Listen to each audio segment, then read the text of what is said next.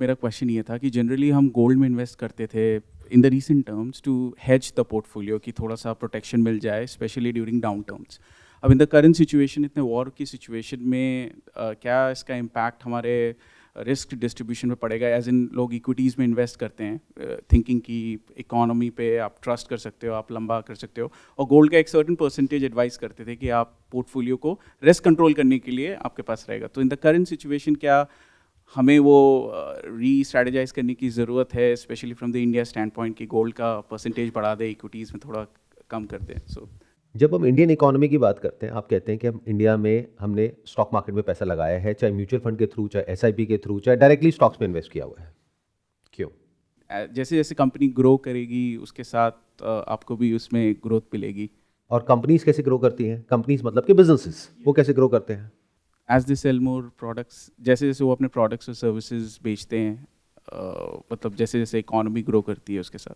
इसको ऐसे कह सकते हैं कि जैसे जैसे लोग उनके प्रोडक्ट्स खरीदते हैं, दोनों में थोड़ा सा फर्क है। राइट। बेचेंगे तो तब ना जब कोई खरीदेगा। Correct correct. अच्छा, खरीदते कब हैं लोग? ज़्यादा कब खरीदते हैं और कम कब खरीदते हैं? इन अदर वर्ड्स, कि क्या आपकी जो सैलरीज है या जो कमाई है वो बहुत तेजी से ऊपर बढ़ रही है? एक्चुअली कंजम्पशन बढ़ रहा है और कंजम्पशन आ रहा है थ्रू लोन्स। एग्जैक्टली। लोन लेकर के अगर आप कंज्यूम करते चले जा रहे हैं तो उसका कोई ना कोई तो ब्रेकिंग पॉइंट आएगा ना, जब बैंक अपना पैसा वापस आपसे मांगेगा। आजकल तो ये हालत हो गई है कि लोग आईफोन भी ईएमआई पे ले रहे हैं, हॉलीडेज पे लोग लोन लेकर के जा रहे हैं। तो इससे बुरा और क्या हो सकता है? मुझे समझाओ। मतलब कोई अगर अपने घर के लिए लोन ले रहा है तो चलो समझ आता है, नीड के लिए ले रहा है। कोई शो ऑफ के लिए लोन लेना पड़ रहा है किसी को, तो इसका मतलब आप आइडिया लगा सकते हो कि ये जो ओवरऑल जो डेट है उसकी सिचुएशन कितनी खराब है, कि लोग किस तरीके से पैसा घुमा रहे हैं। और वो लोग कौन है? वो आप ही लोग हो। तो आप लोगों को बड़े अच्छे से पता है कि कहां से पैसा लिया, कहां दिया। मतलब सारा खेल डेट पे चल रहा है। लेकिन क्या ये हमेशा ऐसे ही चल सकता है? कभी तो कोई पॉइंट आएगा ना जब जा करके आपको लोन चुकाना होगा। और जब आप लोन लेते हो तो उस पर इंटरेस्ट लगता है, और वो जो इंटरेस्ट है वो बहुत ज्यादा होता है। और जब उस पर कंपाउंडिंग होती है तो पैसा जो आज आपने ये सोच करके लिया कि मैंने 50,000 का लोन लिया है, वो कब 1 लाख हो जाता है पता ही नहीं लगता। और क्या आपकी कमाई उस हिसाब से बढ़ रही है? नहीं। कमाई तो है ही नहीं। और क्या नौकरियां बहुत ज्यादा क्रिएट हो रही है दुनिया में? नहीं। ये ग्राउंड रियलिटी है। बट होता क्या है कि हम देख करके भी नहीं देख पाते, क्योंकि हमारा ब्रेन वॉश हुआ पड़ा है। पिछले कुछ सालों में जैसा हमने देखा, हमें लगता है दुनिया वैसी ही चलने वाली है। क्यों? क्योंकि हमारी सबकी आदत क्या है? We never question our own set of beliefs, क्योंकि उसमें डर लगता है कि अगर वो बिलीफ टूट गया तो मैं कहां जाऊंगा in terms of psychological comfort. तो उसको हम पकड़ करके रखते हैं। और इसको आप हर्ड मेंटेलिटी भी कह सकते हो। जैसे भेड़ बकरियां होती है ना, कि अगर सब एक डायरेक्शन में भाग रहे हैं तो अगर वो गलत भी होगा, जैसे समुद्र में सारी मछलियां एक जाल की तरफ भाग रही हैं, तो अगर वो मरने वाली हैं तब भी मछलियां उनके साथ ही चलेंगी, अलग नहीं जाने वाली कोई भी मछली, क्योंकि अलग जाने में ऐसा लगता है पता नहीं क्या हो जाएगा। तो जो सब कर रहे हैं वही हम करते रहते हैं। वी नेवर क्वेश्चन कि एक्चुअल में दुनिया में क्या हो रहा है। So this is called herd mentality, कि जो चारों तरफ हो रहा है, जो बातें हो रही है, सो कॉल्ड उसमें कुछ एक्सपर्ट्स होते हैं जो आपको कुछ आकर के बताते हैं। वो एक्सपर्ट्स कौन है? जिनकी लिमिटेड नॉलेज है ऑफ देयर ओन डोमेन, बस उनको उसके अलावा कुछ नहीं पता है। Is it not true? जैसे जो आकर के आपको शेयर मार्केट के बारे में, फाइनेंस के बारे में बता रहे हैं, क्या वो एक एंटरप्रेन्योर है? एंटरप्रेन्योर एक अलग इंसान है जिसको अपने बिजनेस के बारे में पता है, और वो जो फाइनेंशियल एक्सपर्ट है सो कॉल्ड, उसको सिर्फ उतना ही पता है जितना उसने पढ़ा है या जितना उसने सुना है। तो सारी नॉलेज एक के बाद एक आगे पास होती चली जा रही है, बेस्ड अपॉन जो भी पिछले 10-20 साल, 30 साल, 50 साल में, 100 साल में उन्होंने होते हुए देखा है पूरी दुनिया में।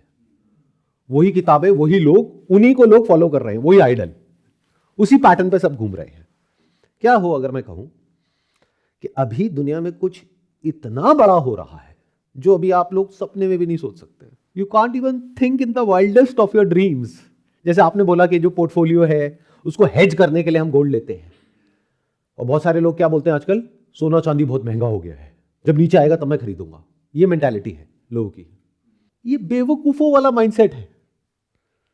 क्यों? क्योंकि आप सोने को तोल रहे हो पैसे में, जबकि करना क्या चाहिए इसका उल्टा। पैसा मतलब क्या? कागज का टुकड़ा, उसकी आपके लिए इंपॉर्टेंस बहुत ज्यादा है। और सोना या चांदी जो एक्चुअल में एक फिजिकल एसेट है उसको आप तोल रहे हो कागज के टुकड़े में। जबकि करना क्या चाहिए, पहले 1 लाख रुपए में इतना सोना आता था, अब इतना सा सोना आता है। ऐसे सोचना चाहिए, ये नहीं कि इतना सोना कितने का है और ये कितने का होगा। स्पेशली उस समय में जब सब कुछ बहुत तेजी से बदल रहा है। बट क्योंकि आप भी उन आपके फाइनेंशियल एक्सपर्ट्स की तरह या जो फाइनेंशियल इन्फ्लुएंसर्स है सो कॉल्ड, उनकी तरह आप भी अपने एक बबल में जी रहे हो, तो you have no idea of what is coming. आपकी अपनी जॉब, आपकी अपनी फैमिली, आपकी अपनी सेविंग्स, कुछ लोगों की राय कि ऐसे करना चाहिए वैसे करना चाहिए, वही हम करते चले जा रहे हैं और सब एक जैसे एक्ट कर रहे हैं। कोई भी रुक करके ये नहीं देख रहा है कि दुनिया में एक्चुअल में क्या हो रहा है। क्योंकि अगर वो कुछ छोटा मोटा हो तब तो आप उसको उस तरीके से हैंडल कर सकते हो जैसे पास्ट में किया, बट अगर कुछ बहुत बड़ा हो तो क्या करोगे? Then your whole life will turn upside down. अब बताओ आप में से कोई कि जो मैं कह रहा हूं उससे कोई रिलेट कर पा रहा है कि अगर मैं कह रहा हूं कुछ बहुत बड़ा हो रहा है जो पिछले 100 साल में नहीं हुआ, तो ऐसा क्या हो रहा है? आप लोग उसी तरीके से एक्ट कर रहे हो जिस तरीके से आज से 10-20 साल पहले एक्ट कर रहे थे। यानी सारा पैसा कहां लगा हुआ है? स्टॉक मार्केट में, प्रॉपर्टी में, और थोड़ा बहुत पैसा अपने पोर्टफोलियो को हेज करने के लिए, व्हाटएवर दैट मींस, गोल्ड में लगा हुआ है। क्यों? क्योंकि फाइनेंशियल एक्सपर्ट्स ऐसा बोलते हैं। और सिल्वर तो हमको ऐसा लगता है कि बहुत महंगा है, बहुत बढ़ गए ना उसके दाम, जब कम होंगे तब खरीदेंगे। बहुत लोगों को तो ये तक नहीं पता है कि जो सिल्वर और गोल्ड है इसके प्राइसेस इंडिया में तय नहीं होते हैं, कॉमेक्स में और एलबीएमए में तय होते हैं। वहां से प्राइस डिस्कवरी होती है, उसके बेस पे जो ग्लोबल मार्केट्स हैं वहां पर अब प्राइस तय होता है। और अब धीरे धीरे पैटर्न चेंज हो रहा है वेस्ट से ईस्ट की तरफ। सिल्वर के अगर आप प्राइसेस देखोगे तो एक बहुत बड़ा गैप है। जो शंघाई गोल्ड एक्सचेंज है वहां पे जो प्राइस है और जो कॉमेक्स है वहां का जो प्राइस है उसमें एक डिस्पैरिटी है। अगर कॉमेक्स में है प्राइस मान लो $75 तो शंघाई में है $80, $85। फिजिकल का प्राइस अलग है, पेपर का अलग है। पेपर और फिजिकल में फर्क समझते हो? अगर नहीं समझते तो समझो, और ये समझो कि एक्चुअल में एसेट क्या होता है और बबल क्या होता है। We never ask these questions. What is a bubble and what is an actual asset? बहुत सिंपल वे में बताऊं कि एसेट क्या है और बबल क्या है।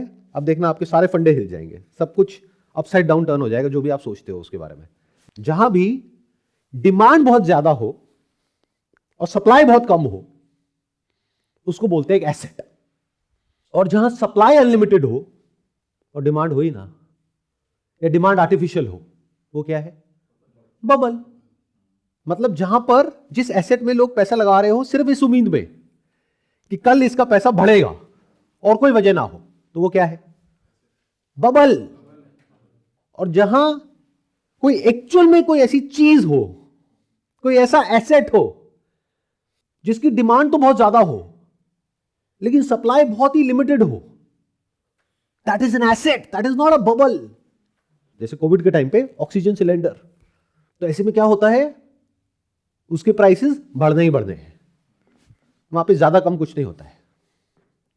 अगर वो डिमांड रियल है तो किसकी? उस एसेट की, not the inflation of the asset which is called increase in the price of the asset. दोनों में फर्क देख पा रहे हो? जैसे जितने भी पिरामिड स्कैम्स होते हैं वहां पे क्या होता है? ग्रेटर फूल्स थ्योरी, कि अपने से बड़ा बेवकूफ ढूंढ करके लाओ, जब तक वो गेम चल रहा है तब तक चल रहा है, ऊपर वाले और अमीर होते जा रहे हैं, लेकिन फिर एक ऐसा पॉइंट आता है जहां पे नीचे जो लोग बैठे हैं उनके पैसे डूब जाते हैं। तो मैं नहीं बताऊंगा कि मेरी अंडरस्टैंडिंग क्या है क्या नहीं है, आप खुद फिगर आउट करो कि जो इंडियन स्टॉक मार्केट है क्या वो एक बबल है या एसेट है इस पॉइंट पे। मतलब अगर आपको बिजनेस की नॉलेज है तो जिस प्राइस पे, प्राइस टू अर्निंग रेशियो पे जो बिजनेसेस अवेलेबल हैं, क्या उस पे जा करके आप उस बिजनेस को खरीदोगे या नहीं खरीदोगे? या फिर स्टॉक मार्केट में सिर्फ इसलिए पैसा लगा रहे हो क्योंकि आपका ब्रेन वॉश हो चुका है और आपके दिमाग में बैठ चुका है कि ये करना सही है, या सब कर रहे हैं तो मैं भी कर रहा हूं। बबल बड़ा भी हो सकता है, छोटा भी हो सकता है। बबल कुछ टाइम तक भी चल सकता है, बहुत टाइम तक भी चल सकता है, बट अल्टीमेटली फटेगा। यहां तक मेरे साथ साथ में चल पा रहे हो? पहले के टाइम में क्या होता था, इसको गोल्डन रूल बोलते थे, इसको बोलते थे 80-20 रूल। मतलब 80% पैसा लोगों का लगा हुआ है स्टॉक मार्केट में, 20% लगा हुआ है डेट में। इस रेशियो को बढ़ा देते थे जब भी मार्केट क्रैश करता था, तो पैसा कहां चला जाता था स्टॉक मार्केट का? डेट में। डेट मतलब क्या? US treasuries and bonds. मतलब जब स्टॉक मार्केट क्रैश करे तो एक सेफ हेवन में पैसा लगा दो। वो सेफ हेवन क्या है? यूएस ट्रेजरीज, क्योंकि पीछे बैकिंग किसकी है? यूएस की। और क्यों था वो सेफ हेवन? बिकॉज उस पे पूरी दुनिया को ट्रस्ट था कि ये पैसा कहीं नहीं जाने वाला। क्यों? क्योंकि पीछे गारंटी किसकी है? यूएस की।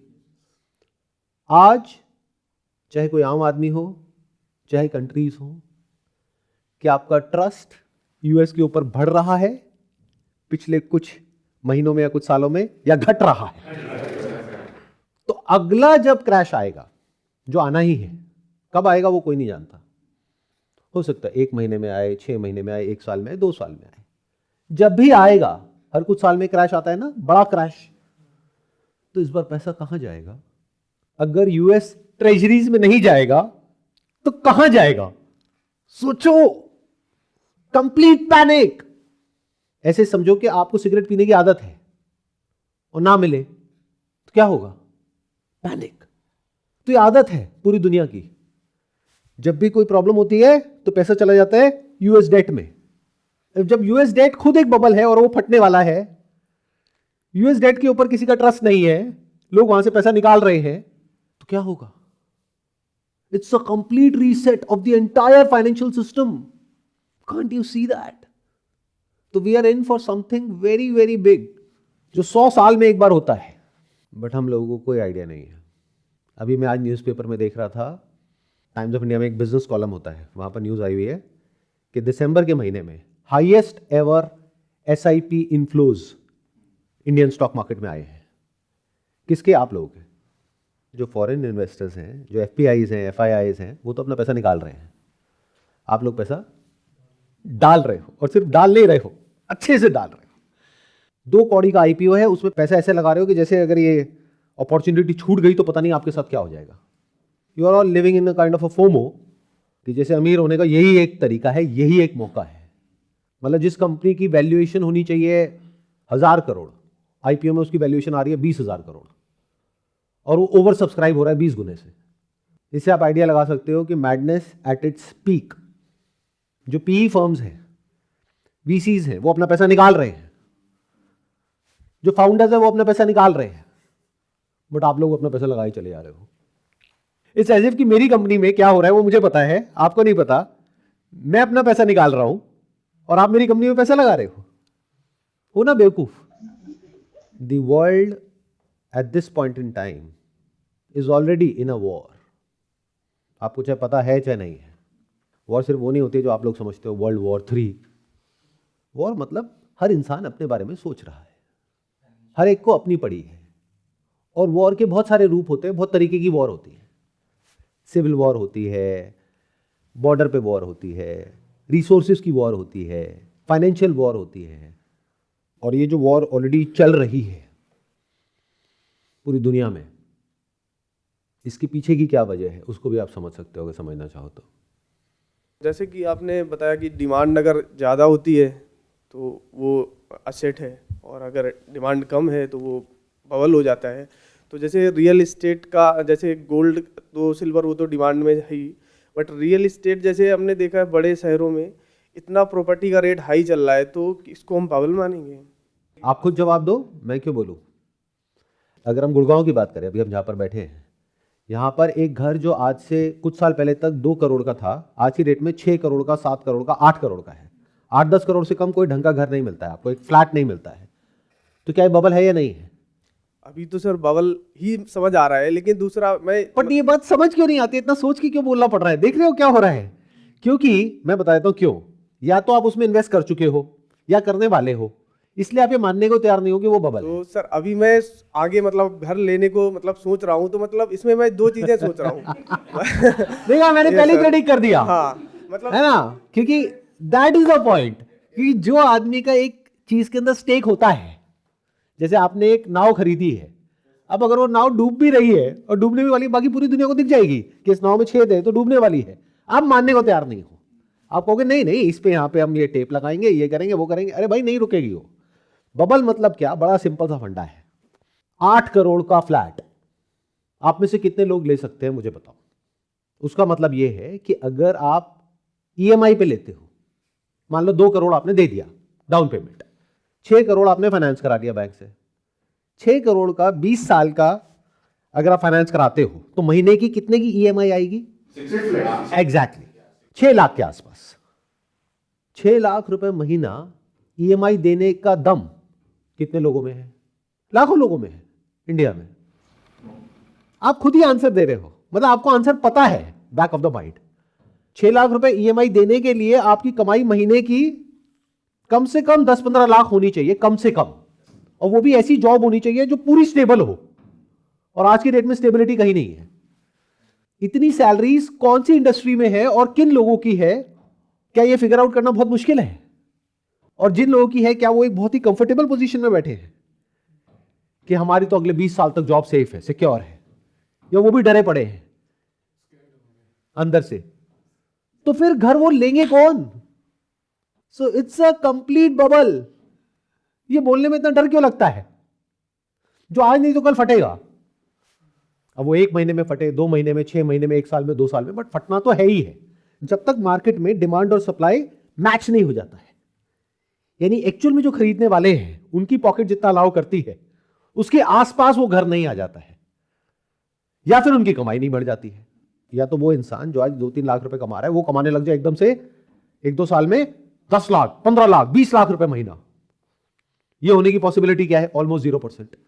तो दूसरा सिनेरियो क्या है? वो घर जो आज मिल रहा है 8 करोड़ का, वो घर हो जाए 4 करोड़ का।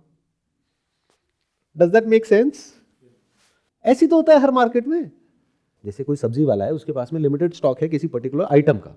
अब अगर खरीदने वाले बहुत ज्यादा आ गए तो वो क्या करेगा? प्राइस बढ़ा देगा।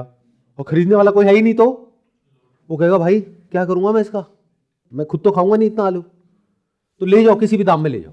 यही तो होता है। बट ये जो पूरी की पूरी लॉबी है रियल एस्टेट कंपनीज की, वो कभी आपको ये सब नहीं बोलेंगे। जो ब्रोकर है वो कभी नहीं बोलेगा। क्यों? क्योंकि उनका तो घर चल रहा है ना इस सबसे। उनको इससे क्या फर्क पड़ता है कि आप महंगा ले रहे हो, सस्ता ले रहे हो? उनको अपने कमीशन की पड़ी है, प्लस उनको अपने प्रॉफिट की पड़ी है। तो वो क्या कहेंगे? अरे नहीं, अभी तो आप 8 करोड़ का ले रहे हो, ये तो आने वाले टाइम में देखो 20 करोड़ का हो जाएगा। वो देखो वो घर है ना 100 करोड़ का, अभी तो कुछ भी नहीं है प्राइस, अभी तो आगे देखो क्या होने वाला है। सब यही बोलेंगे। तो ये बबल है। Coming back to the topic जिसकी हम बात कर रहे थे, वॉर। वॉर क्या होती है, क्यों होती है, उसके पीछे रीजन क्या होता है, अभी दुनिया में किस तरह की वॉर चल रही है और किस लेवल पे चल रही है, वो अभी मासेस के लिए समझ पाना इज नेक्स्ट टू इम्पॉसिबल। क्योंकि आप लोगों का जो माइंड है वो ब्लैक एंड व्हाइट में सोचता है, सही और गलत में सोचता है कि लड़ाई होती है उसमें एक सही होता है, एक गलत होता है, जबकि ऐसा नहीं होता है। कोई भी इंसान या कोई भी कम्युनिटी या कोई भी कंट्री पूरी तरह से सही नहीं होती है और पूरी तरह से गलत नहीं होती है, बट फिर भी उसमें एक ऑर्डर बना होता है जिसको पीस बोलते हैं, वर्ल्ड पीस, जो पिछले कुछ सालों में हम लोगों ने देखी है। मतलब क्या? 2 फोर्सेस होती हैं जो एंटी होती है एक दूसरे के, लेकिन बीच में, अगर क्रिकेट का एग्जांपल दिया जाए, जैसे 2 टीम्स के बीच में मैच चल रहा है, बीच में कौन है? अंपायर। ऑन ग्राउंड 2 अंपायर्स हैं। अगर वो अंपायर एक गलत डिसीजन देता है तो एक थर्ड अंपायर है। अब ध्यान से सुनना, टीम तो एक दूसरे की मानती ही नहीं है, लड़ाई चलती ही रहती है। उसके लिए क्या होता है? जैसे फॉर एग्जांपल आपकी किसी से कोई लड़ाई हो गई, आपको लगता है आपका हक किसी ने मार लिया या आपके साथ में कुछ गलत कर दिया, तो आपके पास में क्या ऑप्शन है? पुलिस है, कोर्ट है। ऐसी वर्ल्ड के लेवल पे है जिसको हम अंपायर कह रहे हैं। तो ऐसा कभी भी नहीं था कि लड़ाई नहीं थी और नहीं होगी, हमेशा होती थी, होती है और होती रहेगी। बट एक मैच में पीस का मतलब क्या? कि दोनों टीम्स अंपायर की बात मान लेती है। अगर किसी को अंपायर से प्रॉब्लम होती है तो थर्ड अंपायर बैठा है। अभी क्या हो रहा है दुनिया में? दोनों टीम्स आपस में लड़ रही हैं जैसे पहले लड़ रही थी, लेकिन ग्राउंड पे 2 अंपायर्स हैं, वो भी आपस में लड़ रहे हैं और थर्ड अंपायर है ही नहीं। सब कहते हैं हम मानते ही नहीं किसी थर्ड अंपायर को। Complete chaos, complete panic. तो कोई भी कुछ भी कर रहा है। इमेजिन करो वो सिनेरियो कैसा होगा जहां पर कोई रूल्स नहीं है। रूल बुक को उठा करके सबने फेंक दिया है, कहते हैं हम नहीं मानते किसी भी रूल बुक को, हम नहीं मानते अंपायर को। तो एक ने बॉल फेंकी, पीछे जाकर के विकेट कीपर को दी, उसने पीछे से बॉल मारी, आउट, नो बॉल। वो क्या होती है? There is no ball, everything is a yes ball. सब यस बॉल है, नो बॉल कुछ नहीं है। तो सामने वाले को गुस्सा आ रहा है टीम को, वो कह रहे हैं ये क्या बदतमीजी है। वो कह रहे हैं हम एक स्टेप और आगे जाएंगे। तो उधर जो बैट्समैन खड़ा है उसने जाकर के उससे बॉल छीनी और उठा करके हाथ से फेंकी, छक्का। ये हो रहा है, आप लोग हंस रहे हो। क्योंकि you are not aware of what is going on in the world. किसी के ऊपर कोई नहीं है, कोई किसी की नहीं सुन रहा है इस दुनिया में। तो इसका मतलब क्या है, अब जो पुराने रूल्स थे, जो भी थे, वो सब खत्म। अब नए रूल्स बनेंगे, नया खेल, नए रूल्स, बट वो बनने में टाइम लगेगा। कितना टाइम? जब तक वो लड़ाई पूरी तरीके से नहीं हो जाती, आइदर अ सिविल वॉर और a proper war at a global level. फिर एक रीसेट होगा। उस रीसेट में कितना टाइम लगेगा? 5 से 10 साल। वो जो टाइम पीरियड है वो बहुत ही प्रॉब्लमैटिक होता है और खराब होता है बहुत सारे लोगों के लिए जो तैयार नहीं होते हैं। जो तैयार होते हैं उनके लिए इस प्रॉब्लम में एक बहुत बड़ी अपॉर्चुनिटी छुपी होती है। तो you have to ask yourself, क्या आप तैयार हो इस वॉर के लिए, या फिर इसके बारे में आपको कुछ पता ही नहीं है? You have no idea of what is coming. क्योंकि अगर आपको पता होगा इस वॉर में बड़ी बड़ी पावर्स कौन सी हैं और किसकी क्या स्ट्रैटेजी है, तो उसको समझ करके आप सही जगह पे सही एक साइड ले सकते हो। नहीं आ रहा ना कुछ भी समझ में, सब कुछ ऊपर से जा रहा है। हम लोग की प्रॉब्लम यही है कि जैसे ही कोई भी ऐसी बात होती है जो हमारे समझ में फिट नहीं होती है, छोटी सी जो समझ है, अंडरस्टैंडिंग है, जिसको बोलते हैं knowledge and information put together by someone else, जिसने फीड कर दिया हमारे ब्रेन के अंदर एक रोबोट की तरह, उसके बाहर जैसे ही कुछ भी आता है तो हम डर जाते हैं। We start feeling unsafe. तो वॉर मतलब डिस्ट्रक्शन, और डिस्ट्रक्शन में कुछ भी सेफ नहीं होता है। ये बात जो टॉप पे लोग बैठे होते हैं उनको पता होती है, गवर्नमेंट्स को पता होती है, आम जो पब्लिक है उसको एंड में पता लगती है। तब हाहाकार मचता है, ये क्या हो गया।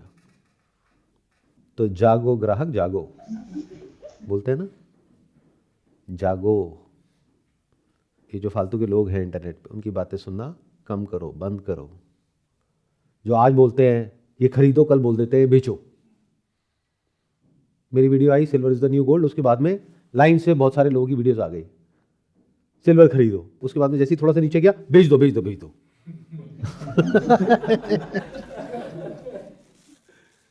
मैंने ना बोला खरीदो, ना बोला बेचो, मैंने तो क्लियर बोला भाई ये कोई इन्वेस्टमेंट एडवाइस तो है नहीं। मेरी 6 महीने की रिसर्च है जिसको मैं शॉर्ट में आप लोगों को बता रहा हूं। बाकी अपनी बुद्धि लगाओ, बट वो तो हम लगाते ही नहीं है। सुना और उस तरह की वीडियोस ढूंढना शुरू कर दिया, देखते हैं और लोग क्या बोल रहे हैं। कौन लोग?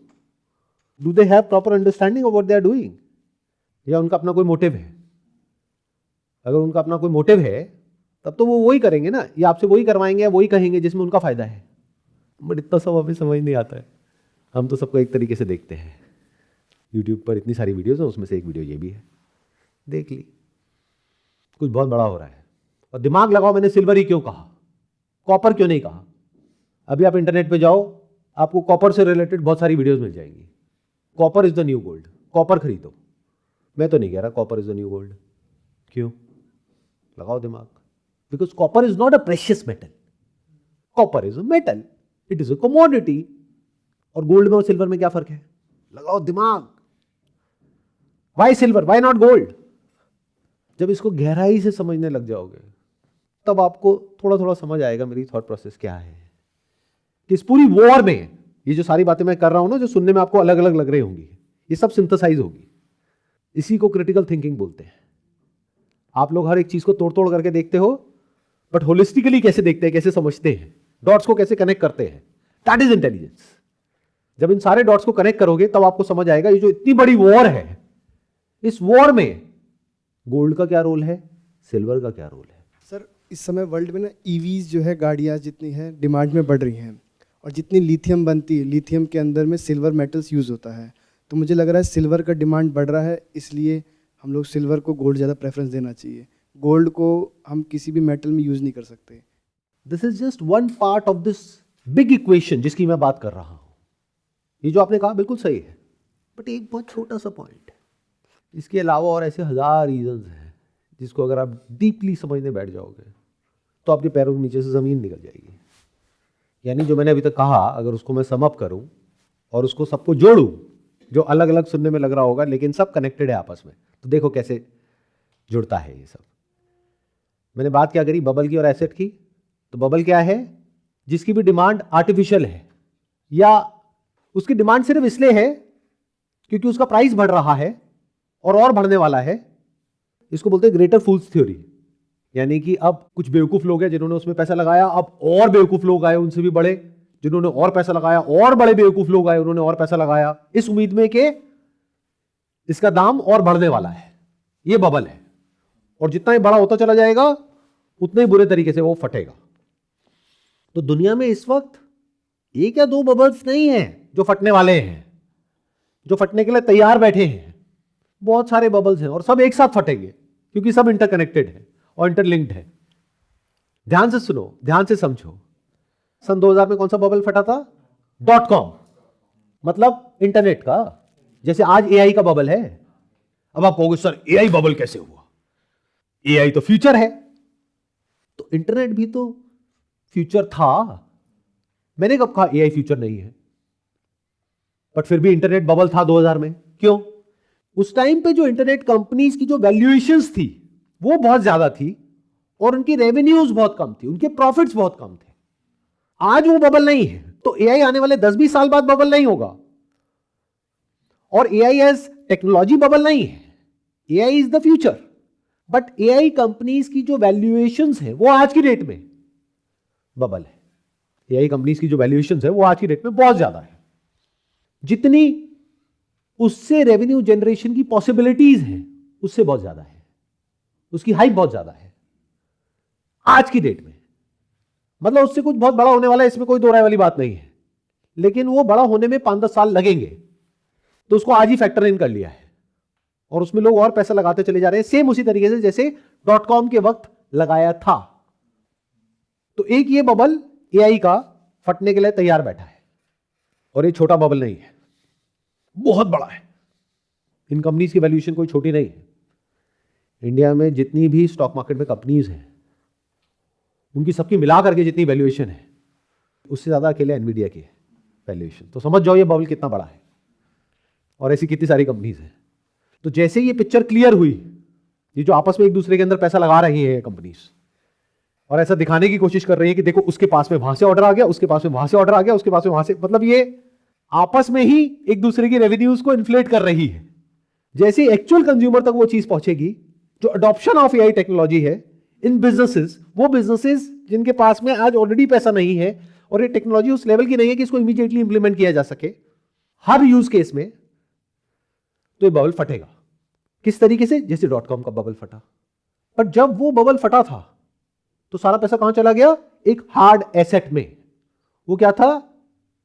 US bonds, US treasuries. But ये जो यूएस बॉन्ड्स है और यूएस ट्रेजरीज है, ये एआई से भी बड़ा बबल है। कितना डेट है यूएस के ऊपर?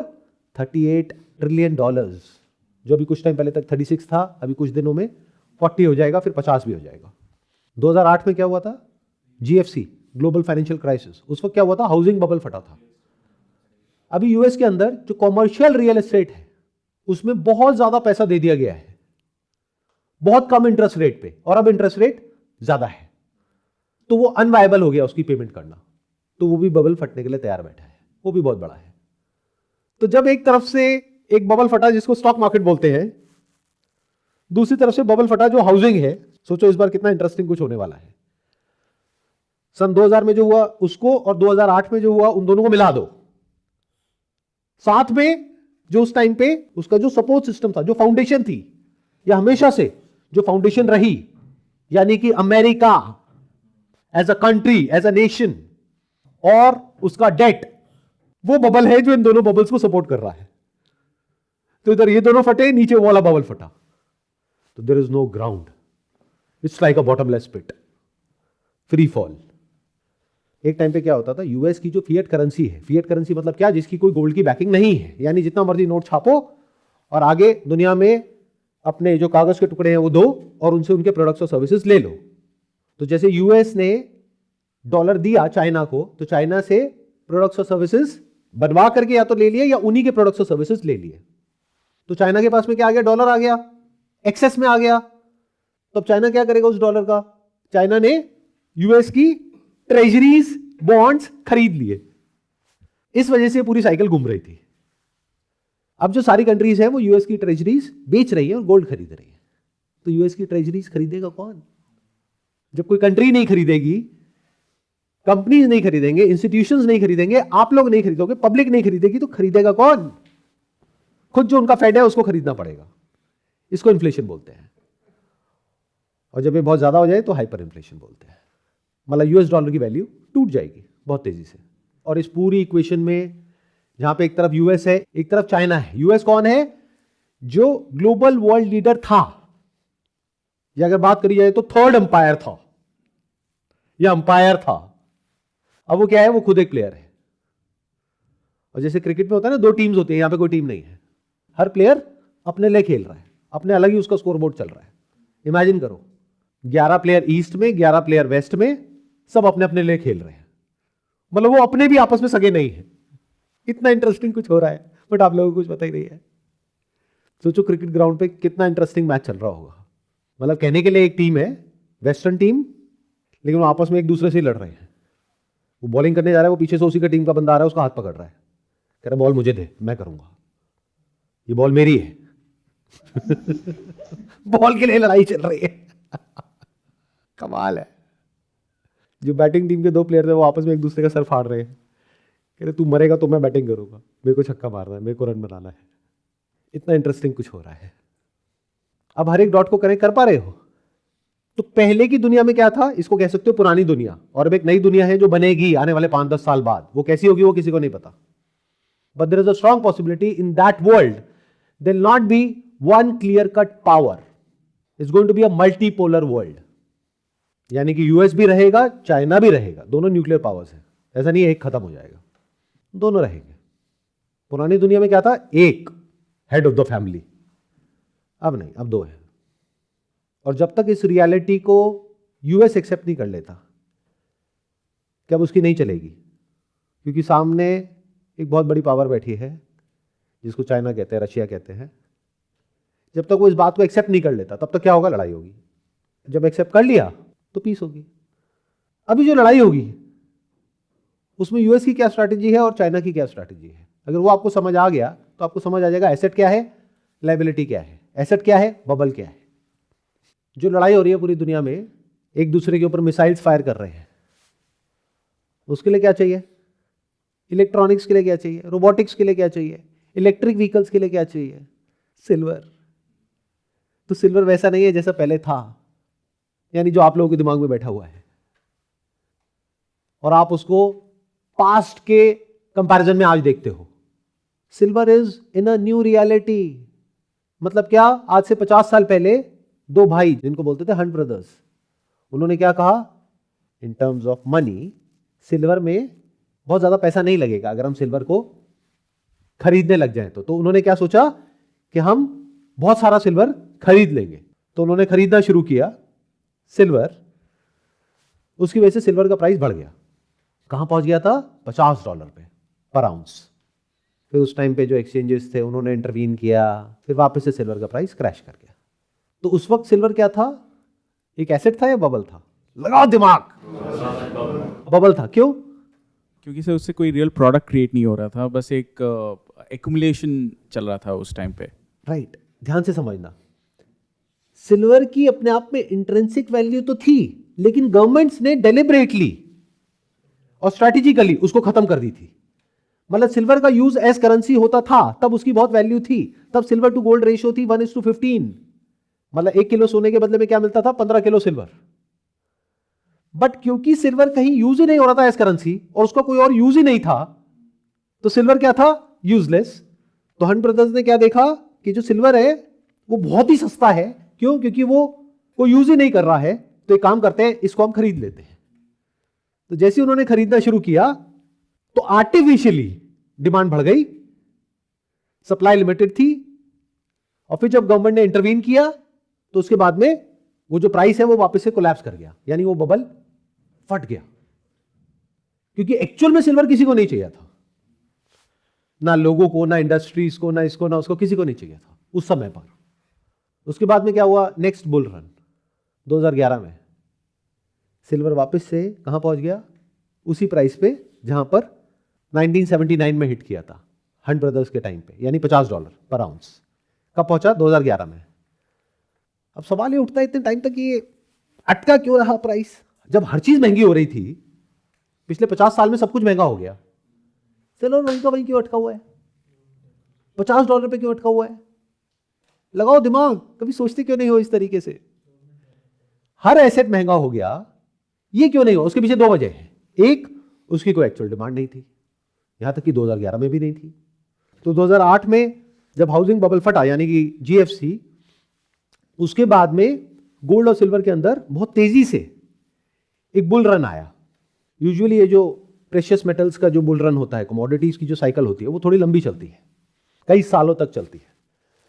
तो ये पीक किया जा करके 2011 में, जब सिल्वर ने वापस से टच किया $50। लेकिन फिर जो एक्सचेंजेस थे उस टाइम पर, या अभी भी हैं, कॉमेक्स, LBMA, इन्होंने प्राइस को बड़े आसानी से मैनिपुलेट कर दिया। क्यों? क्योंकि सिल्वर की एक्चुअल में कोई डिमांड नहीं थी, कोई बायर नहीं था। कौन थे लोग जिनकी वजह से प्राइस बढ़ रहा था? पब्लिक ने कहा कि हम सिल्वर खरीदेंगे। क्यों? क्योंकि प्राइस बढ़ रहा था। ऐसी तो आप लोग करते हो, जिस चीज का प्राइस बढ़ता है तो आपके अंदर फोमो आता है, आप कहते हो कल और ना बढ़ जाए, मैं जा करके और खरीद लेता हूं। तो पब्लिक जा रही थी खरीदने के लिए। जितने भी बड़े बड़े बैंक्स हैं, जिसमें से कई हैं जिनको प्रॉपर्ली कोर्ट में जिनके ऊपर फाइन लगाया गया है, ये न्यूज में जाकर के आप देख सकते हो, ये जो प्रेशियस मेटल्स हैं उसके प्राइसेस को मैनिपुलेट करने के लिए। वो फाइन कोई छोटा मोटा नहीं है, बहुत बड़ा फाइन है, क्लोज टू अराउंड $1 बिलियन, इतना बड़ा फाइन। ये तो है वो जो पकड़ में आया। अब वो कैसे करते थे प्राइस मैनिपुलेट? बहुत सिंपल है, उनके पास में अनलिमिटेड फंडिंग है पीछे से। वो क्या है? Fiat currency. तो अगर मान लो 1 लाख लोग आ गए खरीदने के लिए, तो वो क्या करेंगे? उतने से शॉर्ट कर देंगे सिल्वर को, क्योंकि उनको क्या चाहिए शॉर्ट करने के लिए? कुछ भी नहीं। और जो खरीद रहे हैं उनको भी एक्चुअल में मेटल नहीं चाहिए, वो खरीद रहे थे क्यों? क्योंकि प्राइस बढ़ रहा था।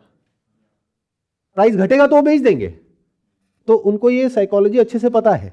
इसकी वजह से वो पिछले 50 साल से सिल्वर का प्राइस कंट्रोल करके बैठे हैं। मतलब इसको एक कैसीनो की तरह देखो, जहां पे जो जुआरी आते हैं खेलने के लिए, जब तक वो जीत रहे होते हैं तब तक खेलते हैं, फिर जब हार रहे होते हैं तो अपना लॉस पूरा करने के लिए खेलते हैं। जब उनको समझ आ जाता है भाई अब तो लुट गए, बर्बाद हो गए, तो भाग जाते हैं। तो इनके पास में क्या था? इन बड़े बड़े बैंक्स के पास में, जो बुलियन बैंक्स हैं, अनलिमिटेड पीछे से फंडिंग। क्या करने के लिए? शॉर्ट करने के लिए। शॉर्ट कैसे करते हैं? उसके लिए एक्चुअल में सिल्वर नहीं चाहिए। जितना एक्चुअल में उनके वॉल्ट में सिल्वर पड़ा है, उसका 100 गुना, 200 गुना, 300 गुना तक पेपर कॉन्ट्रैक्ट्स में आप शॉर्ट कर सकते हो। लेवरेज मिल गई उनको। दूसरी तरफ से जो बायर है, जो पब्लिक है आपकी जैसी, उनके पास में कोई लेवरेज नहीं है, उनके पास में लिमिटेड पैसा है। तो अगर आप लॉन्ग हो, ये समझ आ रहा है ना ये लैंग्वेज? लॉन्ग मतलब कि आप कह रहे हो कि इसका प्राइस बढ़ने वाला है, तो आपने पहले ही लेवरेज ले लिया। तो अगर प्राइस थोड़ा सा भी नीचे गया तो आप तो सड़क पे आ जाओगे। बैंक्स को कोई फर्क पड़ेगा नहीं। तो बैंक्स क्या करते थे? वेट करते थे, जाने दो और ऊपर जाने दो, और ऊपर जाने दो, और ऊपर जाने दो। जैसे $50 तक पहुंच गया तो exchange, which is COMEX and LBMA, इनकी मिली भगत, ऊपर से पीछे से बैंक्स बैठे हैं, तो इन्होंने क्या किया? मार्जिन मनी बढ़ा दिया। जैसे ही मार्जिन मनी बढ़ाया, जितने लोग खरीद रहे थे या लॉन्ग थे, उनके ऊपर प्रेशर आया बेचने का, तो बिकवाली आ गई। ऊपर से आकर के इन बैंक्स ने और शॉर्ट कर दिया, तो वापस से $50 को उठा करके ले आए $20 पे। इस तरीके से सिल्वर के प्राइस को कहां रखा गया? $20-25, $30। अब पिछले 1 साल में क्या हो गया, या ये कह लो पिछले 5-6 साल में क्या हो गया? कुछ बहुत अलग हो गया। इनका पूरा का पूरा जो स्कैम है वो एक्सपोज हो गया, जो आज नहीं तो कल होना ही था। कब होना था? जब रियल डिमांड आनी थी, और वो आ गई। वो किसी ने एक्सपेक्ट ही नहीं किया था। मतलब silver is in deficit since last 5 years। इसका मतलब समझते हो? नहीं समझते ना? अगर समझते होते तो समझ पा रहे होते कि मैं क्या बोल रहा हूं, किस लेवल से। मतलब पिछले 5 साल से जो सिल्वर की डिमांड है, वो सप्लाई से, जितना भी जमीन से सिल्वर निकलता है और रिसाइकल होता है, उससे बहुत ज्यादा है। तो ये सप्लाई आ कहां से रही है? रिजर्व्स में से आ रही है। वो रिजर्व्स बहुत तेजी से डिप्लीट हो रहे हैं, और सिल्वर को रिसाइकल करना इज नेक्स्ट टू इम्पॉसिबल। और माइनिंग कैपेसिटी को बढ़ाया नहीं जा सकता है।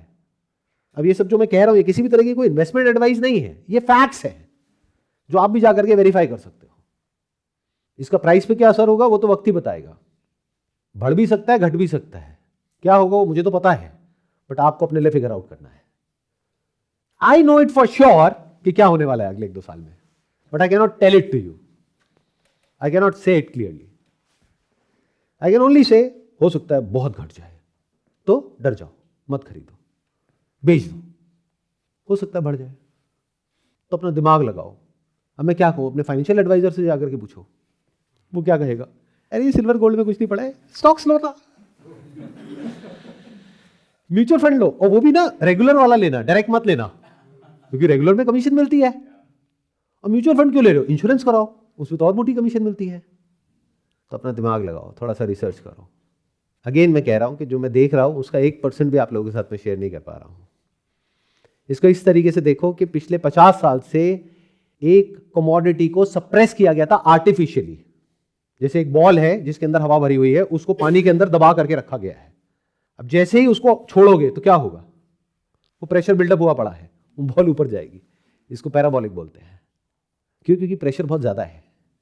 इस बार अलग क्या हो रहा है, अब सिल्वर कोई ऐसा ऑब्जेक्ट नहीं है जिसको आप शौक के लिए रख रहे हो, जिसके आप बर्तन बना करके अपने घर में रख रहे हो, कोई ज्वेलरी नहीं है जिसको पहन रहे हो। Although it is there but it is a very small fragment of the entire pie जो एक्चुअल में सिल्वर है। सिल्वर क्या है? एक इंडस्ट्रियल मेटल। इसकी ये साइड तो अभी समझ आ गई है लोगों को, बस दूसरी साइड नहीं समझ आई है, क्योंकि लोगों की याददाश्त कमजोर है, वो भूल गए हैं। वो क्या है? Precious metal. वो कब समझ आएगा? जब वो जो दो बड़े बड़े बबल हैं जो फटने के लिए तैयार ही बैठे हैं, यानी स्टॉक मार्केट और हाउसिंग, और उसके नीचे जो सपोर्ट सिस्टम था debt, which in itself is a bubble, US debt, जब ये सब कुछ फट गया तो लोग किसकी तरफ जाएंगे? सोचो, रियल एस्टेट भी फट गया, स्टॉक मार्केट भी फट गया, तो बचा क्या? एक्चुअल एसेट जिसको वो पकड़ सके, अपने पास रख सके। वो क्या है? गोल्ड। और गोल्ड के साथ में क्या आता है जब भी हम गोल्ड बोलते हैं पूरी दुनिया में? सिल्वर। कॉपर तो नहीं आता ना। तो जो इतना बड़ा पैसा है, अगर ये गोल्ड में जाएगा, सवाल ये नहीं है अगर जाएगा, क्योंकि अब तो बड़े बड़े फंड हाउसेस भी बोल रहे हैं, जो एक टाइम पे कहते थे कि 80% पैसा इक्विटी में होना चाहिए, 20% डेट में होना चाहिए, वो भी कह रहे हैं 60% इक्विटी में होना चाहिए, 20% डेट में होना चाहिए, 20% गोल्ड में होना चाहिए। ये वो बैंक्स हैं जो खुद मैनिपुलेट करते रहे हैं इनके प्राइसेस को, क्योंकि वो भी देख पा रहे हैं कि क्या हो रहा है। और वो बैंक्स जो कि शॉर्ट थे सिल्वर के ऊपर, अब वो लॉन्ग हो गए, क्योंकि उन्हें समझ आ गया अब हम इसको कंट्रोल नहीं कर सकते, क्योंकि एक्चुअल फिजिकल डिमांड आ गई है। पेपर में आप किसी चीज को तब तक कंट्रोल कर सकते हो जब तक उस पेपर के पीछे जो एसेट है उसकी कोई फिजिकल डिमांड नहीं है। बट अगर कोई इंसान लेवरेज पे उसको शॉर्ट कर रहा है, यानी कोई बैंक है, जैसे आप वो बैंक हो, आपने मान लो $10 बिलियन सिल्वर को शॉर्ट कर दिया, और कोई इंसान आ गया, उसने कहा मेरे को प्राइस से कोई फर्क नहीं पड़ता, मुझे तो एक्चुअल मेटल चाहिए, और एक्चुअल मेटल है ही नहीं। हिस्टोरिकली सिल्वर की जो मार्केट है वो रही है कॉन्टैंगो में, अभी चल रही है बैकवर्डेशन में। इसका मतलब क्या होता है? जो स्पॉट प्राइसेस हैं वो कम होते हैं, फ्यूचर प्राइसेस ज्यादा होते हैं। क्यों? क्योंकि अगर आपको डिलीवरी चाहिए उस मेटल की 3 महीने बाद, तो 3 महीने की स्टोरेज कॉस्ट भी तो है, तो फ्यूचर के प्राइस होते हैं ज्यादा, स्पॉट के होते हैं कम। अभी इसका एग्जैक्ट ऑपोजिट हो गया है। अगर आपको सिल्वर अभी चाहिए तो उसके प्राइस है ज्यादा, और फ्यूचर में चाहिए तो उसके है कम। इसको बैकवर्डेशन बोलते हैं। तो कुछ बहुत इंटरेस्टिंग हो रहा है, और आप में से बहुत सारे लोगों को पता भी नहीं होगा कि 1 जनवरी 2026 से चाइना ने सिल्वर के एक्सपोर्ट के ऊपर रिस्ट्रिक्शंस लगा दी हैं। कहने के लिए रिस्ट्रिक्शंस है, कुछ लोग उसको बैन भी बोल रहे हैं। मतलब अगर चाइना रिस्ट्रिक्शंस लगा रहा है तो वो कोई रिस्ट्रिक्शंस नहीं है, वो पूरा का पूरा कंट्रोल है उसकी सप्लाई चेन के ऊपर। वो देखेंगे अब किसको देना है किसको नहीं। ये लड़ाई है। लड़ाई किसकी है? एक्चुअल जो मेटल्स हैं, एक्चुअल जो एसेट्स है उसकी है। और इस पूरी लड़ाई के सेंटर में कौन है? जहां पर चारों तरफ केओस है, गोल्ड एंड सिल्वर। तो फ्यूचर में गोल्ड और सिल्वर के प्राइसेस बढ़ेंगे या घटेंगे, वो आप लोगों के लिए मैटर कर सकता है। For me it doesn't matter, क्योंकि मेरे स्टैंड पॉइंट से अभी जो करंट सिनेरियो है उसमें गोल्ड और सिल्वर का प्राइस मैटर ही नहीं करता है। मैटर ये करता है करेंसी का क्या प्राइस है, जिसको मैं मेजर करता हूं गोल्ड और सिल्वर में। और ये प्रेडिक्ट करना ज्यादा आसान है।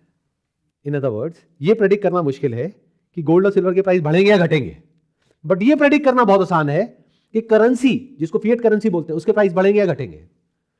इन अदर वर्ड्स, पूरी दुनिया में जितनी भी गवर्नमेंट्स है वो अपने खर्चे बढ़ा रही है, फ्रीबीज ज्यादा दे रही है या कम दे रही है? खर्चे बढ़ा रही है, कम कर रही है? खर्चे बढ़ा रही है, तो उसके लिए क्या चाहिए? पैसा। तो they have to print more money और बोरो मोर मनी। तो करेंसी, फिएट करेंसी, चाहे वो कोई भी हो, किसी भी कंट्री की हो, उसकी वैल्यू आने वाले टाइम में घटेगी, जिसकी वजह से आप लोग कहोगे गोल्ड की वैल्यू बढ़ गई, गोल्ड महंगा हो गया, जब सस्ता होगा तो मैं खरीदूंगा। It is diametrically opposite of how you people think. ये बातें वो हैं जो मैं अपने घर में when I sit with my son और डॉटर, मैं उनको समझाता हूं कि बेटे दुनिया पागल है। ये दुनिया गोल्ड और सिल्वर को देखती है और कहती है महंगा हो गया, सस्ता हो गया, वो करेंसी को कभी देखती नहीं है। तुम ऐसा मत करना, क्योंकि करेंसी के पीछे कौन बैठा है? गवर्नमेंट। गवर्नमेंट का कोई दीन ईमान नहीं है, किसी भी कंट्री की कोई भी गवर्नमेंट हो, उसका एक ही काम है, उसको क्या चाहिए? वोट। वोट कैसे मिलेंगे? लोगों को खुश करो। खुश कैसे करते हैं? पैसा बांटो। तो बांटने के लिए पैसा चाहिए ना, चाहे आप यूएस हो, चाहे कोई भी कंट्री में कहीं पर भी हो, तो पैसा कहां से आएगा? फिएट करेंसी है, जितना मर्जी छाप लो, तो जितना छापते जाओगे उतना ही उस करेंसी की वैल्यू टूटती जाएगी। रियल एसेट में और एक बबल में फर्क समझ आ रहा है? Fiat currency is a bubble जो फटने वाला है आने वाले समय में। इसका मतलब समझते हो? नहीं ना। तो जा करके देखो और पढ़ो ऐसी कंट्रीज के बारे में जहां पे फिएट करेंसी नाम का बबल ऑलरेडी फट चुका है, जहां पर लोग जाते थे कोई सामान खरीदने के लिए, दाल चावल खरीदने के लिए, तो पैसे देते थे और वो इंसान उनको बदले में वो सामान देता था जिससे कि वो और उनका परिवार जिंदा रह सके। आज उन कंट्रीज में पहले थोड़े से पैसे में बहुत सारा सामान मिलता था, आज बहुत सारा पैसा लेकर के जाते हैं, पूरा भर करके, तब भी वो कहते हैं ये क्या लेकर के आए हो, इसके बदले में कुछ नहीं मिलेगा। सोना या चांदी है क्या? कोई असली चीज है तो बात करो। ये क्या कागज के टुकड़े लाए हो? ये है वो नई दुनिया जिसमें हम एंटर करने वाले हैं, जिसके बारे में आपको कोई नहीं बताएगा, क्योंकि हर एक का अपना अपना कोई ना कोई इंटरेस्ट है। वैसे बताना तो मुझे भी नहीं चाहिए, बट मेरे को पूरा भरोसा है आप लोगों की बेवकूफ़ी के ऊपर। आप में से किसी को समझ ही नहीं आएगा मैंने बोला क्या है, तो इस वीडियो पे व्यूज़ ही नहीं होंगे, तो फर्क क्या पड़ता है, मैं सच ही बोल देता हूँ ना। इसलिए हो सकता है कि मैं वीडियो अपलोड कर ही दूंगा। पास में ऐसे कई सेशंस हुए, मैंने डिलीट ही करवा दिए। मैंने कहा मैं नहीं कर रहा अपलोड, क्यों करना है। बट पीछे मैंने कुछ वीडियोज़ अपलोड करी, तो उन वीडियोज़ पे कमेंट्स देख करके मुझे समझ आ गया कि आप लोगों की समझ कहाँ तक है, तो मैं ये वीडियो अपलोड कर ही दूंगा, क्योंकि मुझे आप लोगों पे पूरा भरोसा है। जैसे फिएट करेंसी के ऊपर मुझे पूरा भरोसा है, फिएट करेंसी नीचे ही जाएगी, ऐसे ही आप लोगों पे मुझे पूरा विश्वास है। तो इस वीडियो को देखो, बंद करो और देखो एक्सपर्ट्स क्या कह रहे हैं, क्या खरीदना है, क्या बेचना है, और वही करो, क्योंकि वो तो एक्सपर्ट्स हैं, और आराम से सो जाओ।